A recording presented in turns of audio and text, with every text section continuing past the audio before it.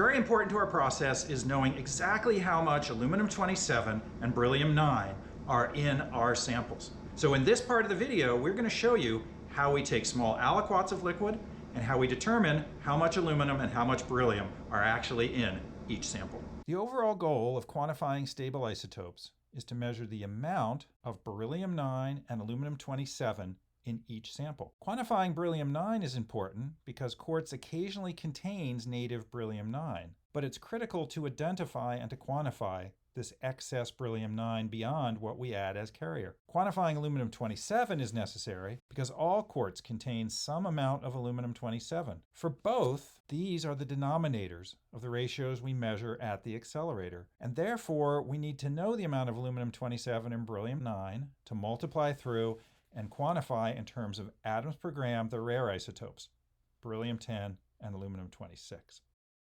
Part 1, removing aliquots.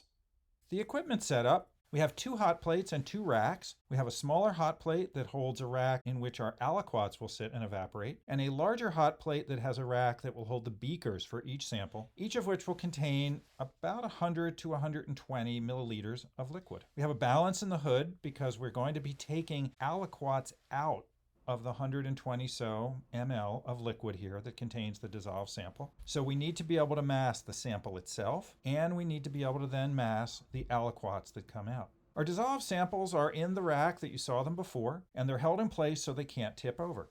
We have a spill tray in which we work. In fact, anytime we're working in the hood with hazardous materials, we do our work in a tray so that if somebody were to tip over a bottle, we wouldn't have acid pouring into the hood or potentially out of the hood onto the person working. We have a variable pipette here that we use to determine the amount of material we pull out as an aliquot, a set amount of liquid from the beakers into which the samples have been poured. We have a jar or a beaker here with clean pipette tips. We have to switch pipette tips every time, otherwise risk cross-contamination. And we have an empty beaker labeled waste for dirty pipette tips. We have a data sheet and a pen. We've tried doing this kind of data recording electronically and have come back every time to simply writing down the data as we mass both the bottles full of liquid and the aliquot that we have pulled out of each sample. We have sample dry-off beakers here on a cart outside the hood, and we'll decant the liquid from the bottles in which the sample's digested into these sample dry-off beakers. We have aliquot beakers into which the aliquots from each sample will be placed, and those will then go on the rack that you see inside the hood, allowing us to dry off those aliquots. We use the same PPE as we did when adding HF. Remember, we added an excess of HF to make sure that the sample's dissolved, and therefore there is still active hydrofluoric acid in each one of these bottles and beakers. In fact, pulling the aliquots out like this is probably the single most hazardous step in our process because we have open beakers with over 100 ml of partially concentrated hydrofluoric acid laced with a couple hundred micrograms of beryllium. First, we remove the condensate from the lid of the bottle. We do that by rolling the bottle gently, upright but tilted at an angle. Then we tap the bottle to try to remove the drips from the top of that lid. And then we mass the full bottle because what we can do then is subtract the tare weight of the bottle that we measured during weigh-in, if you look back at that video, and determined the mass of liquid in the bottle. This is important because we're going to remove a fraction of that mass as an aliquot. So we need to know the total mass of liquid. After that total mass is measured, we pour from the bottle into the large beaker. Once the sample is in the large beaker, we can then remove an aliquot using the pipette. We place that aliquot in the aliquot beaker.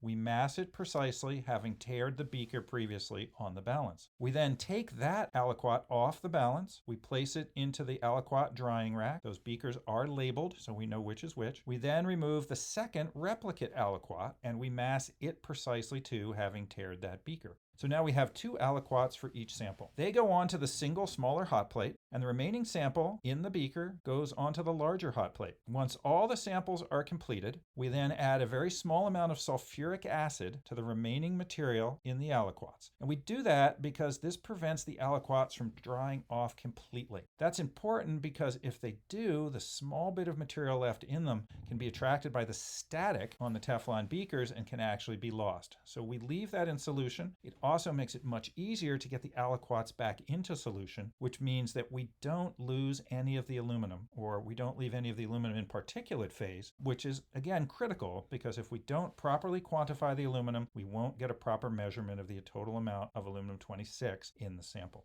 To the samples themselves in the large beakers, we add perchloric acid. We'll go into that more in the next video about perchloric additions. We then evaporate everything overnight, we close the hood, and we walk away because there's a lot of hazardous acid then evaporating in the hood. But don't worry, our lab is designed in such a way that we have an acid scrubber just above the hood. So those acid fumes do not enter our ventilation system. All of this is done in the clean air, laminar, fully exhausting fume hoods.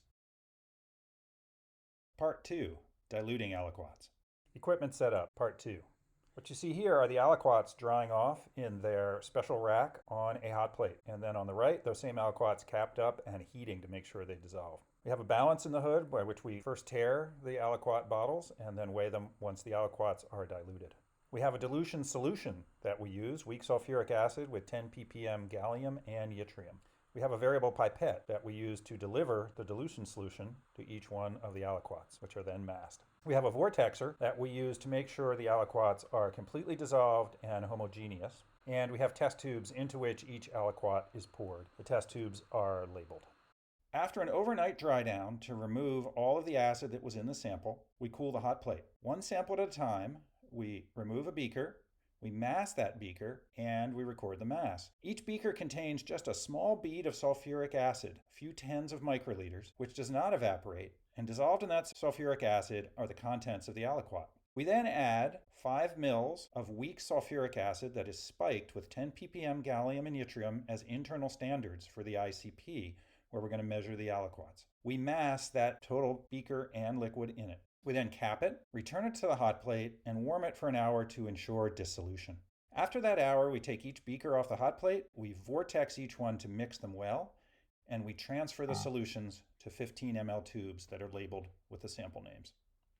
In summary, we remove aliquots so that we can know the percentage using careful massing of dissolved sample to determine the stable 9 beryllium and 27 aluminum concentrations. We use proper PPE since the solution is acidic and contains hydrofluoric acid. We evaporate that remaining acid in clean air fume hoods and leaves a small aliquot in a bead of sulfuric acid. We dilute these aliquots by mass using weak sulfuric acid with 10 parts per million gallium and yttrium added as an internal standard. This allows us to improve the ICP quantification of 9 beryllium and 27 aluminum. Finally, we vortex to mix these aliquots, and then we move the aliquots to test tubes for ICP analysis.